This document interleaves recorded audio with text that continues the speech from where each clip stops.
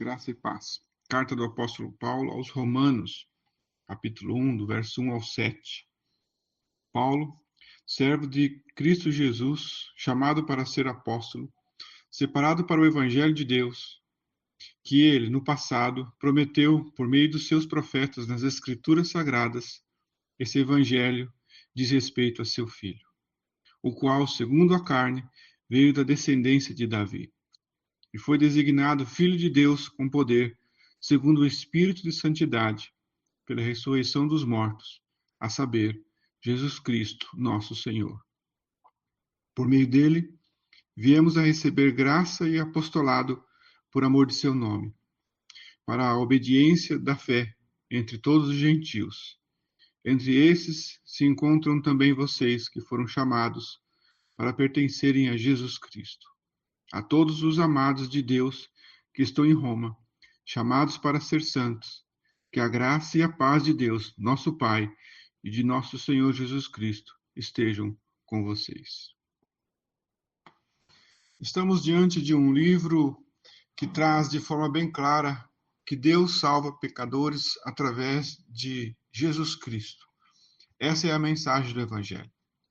Apesar da igreja realizar inúmeras atividades, o que marca a verdadeira igreja de Cristo é sua mensagem, que Deus amou o mundo de tal maneira que deu o seu Filho unigênito para que todo aquele que nele crê não pereça, mas tenha a vida eterna. Por isso, para que ela permanecesse pura através dos séculos, ela precisou lutar muito. Por isso, Deus deu à sua amada igreja a espada do Espírito, bem como toda a armadura de Deus. E é por essa razão que ela subsiste até os dias de hoje, graças a Deus. Quando Paulo está escrevendo essa carta à igreja primitiva daquela época, ela já passava por dificuldades para combater os desvios doutrinários. Os judaizantes, por exemplo, que se diziam cristãos, diziam que a salvação vinha por Cristo, mas não só por ele. Era preciso também guardar a lei dada por Moisés. Isso é considerado uma distorção do Evangelho, porque a salvação é através da graça de Deus, nada mais. Em contrapartida, naquela época também surgiram os libertinos, que diziam: se é pela graça, não importa a maneira que eu viva, não importa a minha vida de pecado, eu serei salvo de qualquer maneira. Outra distorção que a igreja precisou combater. No segundo século, aparece outro movimento chamado gnosticismo, que nada mais é do que uma versão do evangelho que misturava a fé cristã com os pensamentos das religiões de mistério, a filosofia grega. Novamente, novas distorções e desvios doutrinários do evangelho. E durante a Idade Medieval, a igreja vira uma grande instituição com o surgimento do Papa. Surgiram, então, inúmeras heresias, a adoração a Maria, veneração dos santos, doutrina do purgatório, a necessidade das obras para ser salvo. Tudo isso é uma distorção do Evangelho. A igreja protestante, ela luta contra essa instituição e vence a batalha através da genuína doutrina das Escrituras. Mas logo surge entre os protestantes uma distorção chamada liberalismo teológico, atingindo a Alemanha, a Inglaterra e toda a Europa.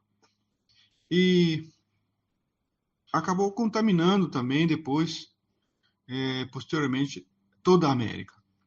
Começaram a ensinar que a Bíblia está cheia de erros, que vivemos na idade da razão, que pela ciência ela já provou que Deus não existe, que a Bíblia é uma coleção de mitos, que muitas histórias tinham sido inventadas pelos discípulos de Cristo. Novamente, a igreja teve que lutar pela pureza do Evangelho, pela verdade das Escrituras. Depois apareceram outros movimentos, como a teologia da prosperidade, a teologia da libertação. A igreja se tornou um lugar para buscar a bênção. Novamente, a igreja teve que defender sua fé em Cristo. E assim, a cada dia surgem novas invenções humanas, na tentativa de inovar o Evangelho. que nada mais é do que um desserviço à Igreja de Cristo. É um evangelho mascarado, conduzido por falsos profetas. Por isso, a Igreja precisava e precisa, né, nos dias de hoje, também lutar para se manter puro. E o caminho para isso é usar sempre a espada do Espírito, que é a palavra de Deus como regra e prática de fé. E hoje estamos diante de mais um texto que nos guiará nisso, a carta do apóstolo Paulo aos Romanos. Logo de cara já nos deparamos com uma curiosidade. Romanos é a carta que vem na primeira posição no cânon sagrado. Quer dizer, depois dos evangelhos, Atos, vem Romanos. Podemos dizer que Romanos é uma estrela de primeira grandeza, que difere das outras estrelas em glória. É uma das mais longas e mais completas epístola. No entanto, em certo sentido, toda a Escritura é uma epístola do céu para a terra. E logo em sua introdução, vemos aqui a humanidade do apóstolo. Ele, um homem muito humilde, que apesar de ter sido chamado ao apostolado, ele se iguala a todos os crentes, se identificando como servo de Cristo Jesus. Né? Veja o que diz o verso 1. Paulo, servo de Cristo Jesus, chamado para ser apóstolo, separado para o evangelho de Deus. Ao afirmar isso, ele não só se recolhe em sua insignificância, mas, acima de tudo, ele exalta Cristo nessa declaração. E nessa declaração está contido que Jesus Cristo é o Senhor. Segue aqui, então, logo no início, um aprendizado para cada um de nós, de que, se Jesus Cristo é o Senhor, cabe a cada um de nós nos portarmos como seus servos. Quer dizer, devemos estar não apenas ligados a Cristo, mas literalmente presos a Ele, envolvidos em seus braços de amor, descansando de nossas ansiedades, se dedicando a agradar a Ele com a fé que Ele nos dá. E Paulo aqui nos diz isso de sua cabeça. Ele está sendo conduzido pelo Espírito Santo. Mesmo ele Deus usando a sua personalidade, seu pensamento está sendo conduzido pelo Espírito Santo. De forma que ninguém pode verdadeiramente dizer que Jesus Cristo é o Senhor se não for pelo Espírito Santo. E é o que se vê ao longo do Antigo Testamento, como aconteceu com Abraão, Moisés, Davi e os profetas. Eles eram servos do Senhor. E, ao dizer isso, irmãos, Paulo está afirmando aos crentes de Roma que Jesus Cristo é o Senhor desde a antiguidade. Um só Senhor, Pai de todos. Ele então acrescenta, chamado para ser apóstolo, dando assim, já antecipadamente, autenticidade no evangelho que ele prega, o evangelho de Deus. Né? É isso que está separado para o evangelho de Deus. Nisso está contido a afirmação que ele prega único e exclusivamente esse evangelho, sem misturas, sem contaminação, sem corrupção, o santo evangelho de Deus. Não um evangelho e mais algo, não. Paulo foi separado, como ele diz aqui, separado para. E isso quer dizer que todo o evangelho deve ser o evangelho de Deus. Em outras palavras, toda a glória pertence ao Senhor. O autor de seu chamado é o Senhor, Deus, eliminando assim qualquer suspeita que ele estivesse reivindicando sua vocação com base em sua pretensão pessoal. De maneira nenhuma.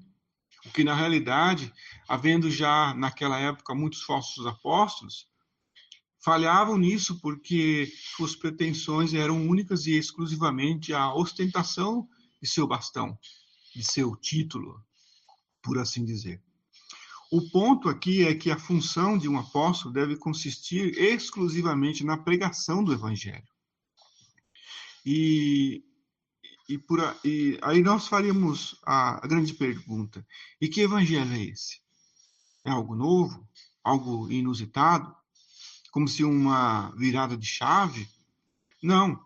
É algo já marcado na história, em todo o Antigo Testamento, que começa lá desde o Éden, anunciado até mesmo pelo próprio Deus, logo após a queda. Então, é isso que diz no verso, né? Que Deus no passado prometeu por meio de seus profetas nas escrituras sagradas. É isso que diz o texto, no passado, né? Deus no passado prometeu. Então já havia sido antes prometido, não totalmente explícito como temos hoje, mas olhando os antigos escritos, identificamos contido nele esse maravilhoso evangelho de Deus. Já muito antes, esse evangelho ele aparece lá no Antigo Testamento e de forma figurada, muitas vezes, como raios da manhã que conduziam o sol da justiça, né? O sol da justiça é o Senhor Jesus, que na plenitude dos tempos ele encarnou-se, veio a encarnar-se, ele desceu neste mundo. E ele esteve em seu auge, podemos dizer que em pleno meio-dia, onde a luz se manifestou forte, desde então. Agora já estamos vivendo a tarde desse dia, onde Cristo voltará. Podemos dizer que o dia está se findando. Vivemos os últimos momentos dessa luz aqui na Terra. Graças a Deus por tudo isso. Isso porque, se Paulo estivesse introduzindo algo recente, poderia talvez levantar até mesmo suspeita. De repente, perderia até a credibilidade. No entanto, vejam, Paulo nunca abandona os antigos escritos. Pelo contrário, é nele que está contido todo esse evangelho que ele prega. A vinda de Cristo, sua primeira vinda, ela já havia sido planejada desde a eternidade pelo Senhor, o Eterno. Esse evangelho já havia sido prometido até mesmo aos antigos e sempre esperado desde os primórdios mais remotos do mundo. Paulo apela como testemunha desse evangelho os escritos já disponíveis, de posse dos judeus. E ele nomeia como as escrituras sagradas. Né? Por isso que ele diz, Deus que ele, no passado, prometeu por meio de seus profetas nas escrituras sagradas. Portanto, já era algo esperado, algo prometido. Seus profetas morreram nessa fé. Deus confiou a eles que estivessem, sem que de fato tivessem toda a revelação que se tem hoje. Foram instrumentos de Deus e só se compreendeu plenamente quando Deus se manifestou em carne. Enfim, o que diz o Evangelho? No que concerne essa mensagem? Diz respeito a algo ou a alguém? Paulo então responde isso no verso 3. Ele diz: esse Evangelho diz respeito a seu filho, o qual, segundo a carne, veio da descendência de Davi. É isso. Este evangelho diz respeito à pessoa, ao Filho de Deus, que é Espírito, mas que se encarnou. Paulo faz referência ao passado, como diz no verso 2, né? Que ele, no passado, da descendência de Davi, mas há um reino que não se acabaria, que seu reino seria eterno, que ele se assentaria no trono de Davi e na genealogia humana, especificamente, conforme determinou em seus planos antes da fundação do mundo. Enfim, todo o evangelho está contido em Cristo. Qualquer evangelho, mesmo que por um pouco que se desvia disso, estará privando o ouvinte, fazendo-o desviar-se de Cristo. Deus é revelado em Cristo. O Deus que ora inacessível, agora se tornou acessível em Cristo. Isso porque Cristo é a imagem exata e visível de Deus Pai. Ele é o resplendor de sua glória divina, a expressão completa do seu, de seu ser, do ser de Deus. Né? Então, Cristo é tanto o centro de nossa fé, como também o alvo de nossa fé. Paulo está enfatizando ainda aos romanos que Jesus Cristo, nosso Senhor, é o Filho de Deus. Tudo o que podemos aprender do Evangelho é o progresso do conhecimento de Deus. Isso é tudo. Deus é tudo. E é pouco? Claro que não. No entanto, qualquer coisa no Evangelho que não seja Deus é nada. Simplesmente. A igreja precisa focar Jesus, o Cristo de Deus. Podemos falhar em tudo. Há muitos acessórios, por assim dizer, que a igreja se vale. Podemos falhar em todo o acessório que a igreja utiliza, mas não no Evangelho. Buscar sabedoria fora de Cristo significa completa loucura, é insanidade. Vale também lembrar, irmãos, que quando diz aqui da descendência de Davi, é que o Eterno nasceu. Aquele que era, que é e que há de ser por toda a eternidade. Em sua humanidade, o Eterno nasceu, o Divino, o Eu Sou, se fez carne, humanizou-se, por assim dizer. E não se nós não aceitarmos a encarnação de Deus, não poderemos encontrar salvação para nossas almas. Assim diz as Escrituras. A divindade do Eterno contém poder, justiça e vida. E nos é comunicado através de sua humanidade. O fato dele ser o Filho de Deus reivindica para si toda a divindade do Pai. Isso é o Evangelho. Cristo não é um filho de Deus, mas o Filho de Deus, quer dizer, o unigênito do Pai. Paulo cita aqui da descendência de Davi, repito, por ser amplamente conhecida entre os judeus. E se generalizou o hábito de qualificar o Messias como sendo o filho de Davi. E isso deve confirmar a fé dos romanos e de toda a igreja nos dias de hoje. A minha, a sua fé. Sim, podemos afirmar o que se esperava em todo o compêndio do Antigo Testamento, de fato, se cumpriu literalmente com todas as letras. No entanto, para que saibamos que na eternidade sempre houve a glória de sua natureza divina, o texto explica que da descendência de Davi limita-se apenas sua carne e não sua divindade. Cristo possui algo muito superior à carne. Ele não veio apenas da terra, mas, acima de tudo, ele é oriundo do céu. Sua glória divina veio do alto, do Pai das luzes, e não de Davi. Portanto, Cristo tem duas naturezas, a humana e a divina. Porém, independente dessa distinção, de sua natureza inferior à divina, afirmamos que devemos crer também em sua encarnação. Veja o que o verso 4 diz: E foi designado Filho de Deus com poder, segundo o Espírito de santidade, pela ressurreição dos mortos, a saber, Jesus Cristo, nosso Senhor. Então, ele é segundo o Espírito de santidade. Apesar de se tornar como um de nós, nunca pecou. Apesar de ser como um de nós, mortais, que morremos por consequência do pecado, ele não morre por isso, mas morre em lugar de. É o nosso substituto. E não para por aí. Isso se estende muito mais. Outra glória de Cristo é que ele ressuscitou dos mortos, diz o texto.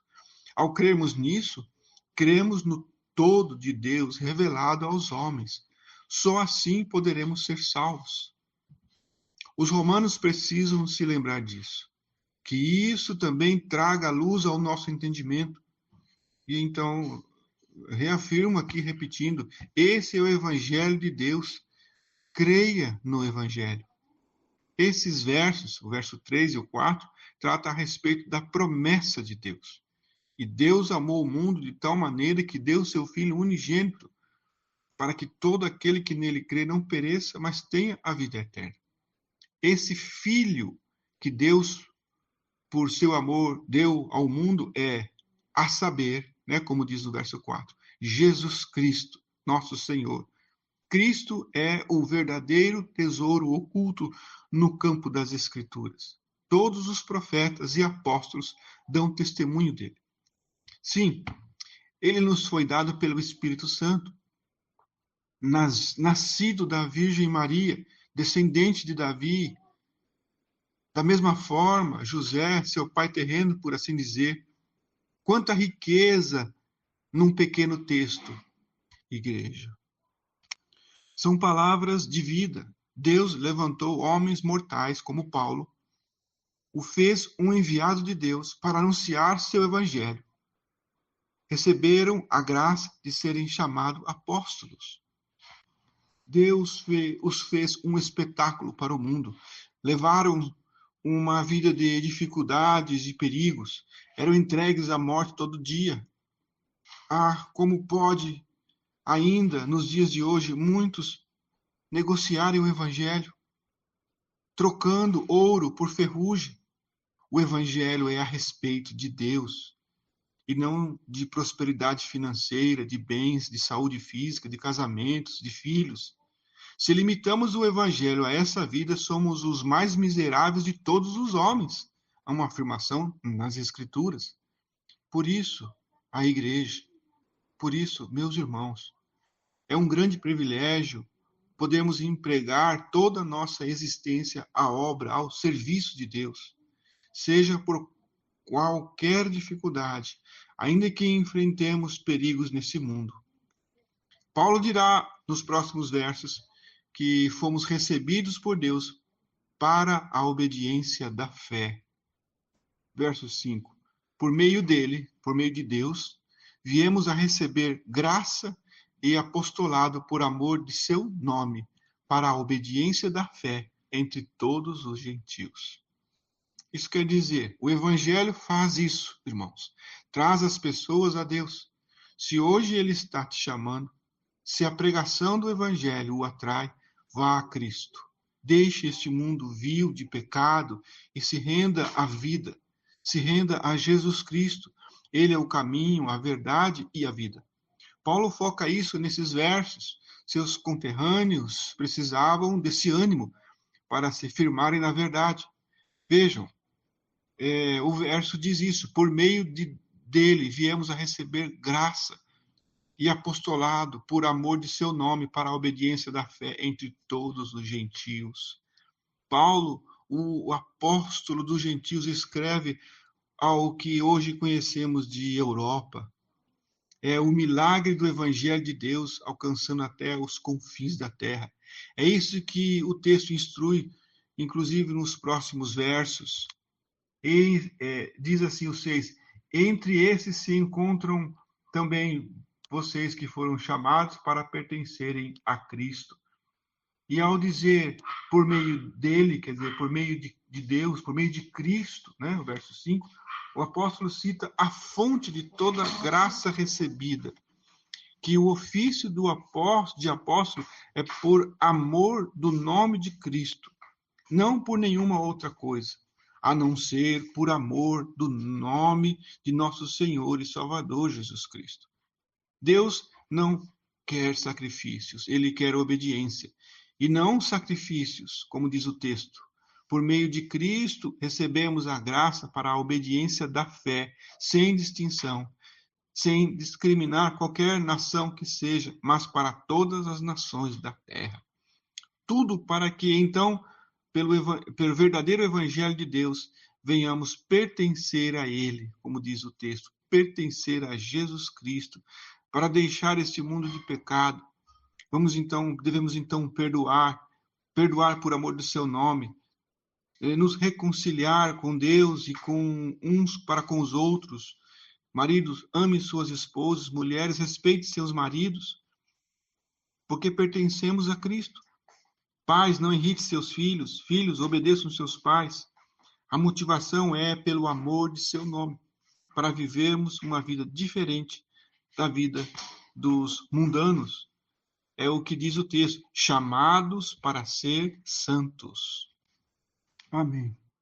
Paulo, então, finaliza a segunda parte do verso 7. Ele diz que a graça e a paz de Deus, nosso Pai, e do Senhor Jesus Cristo esteja com vocês. Amém. Deus abençoe a todos.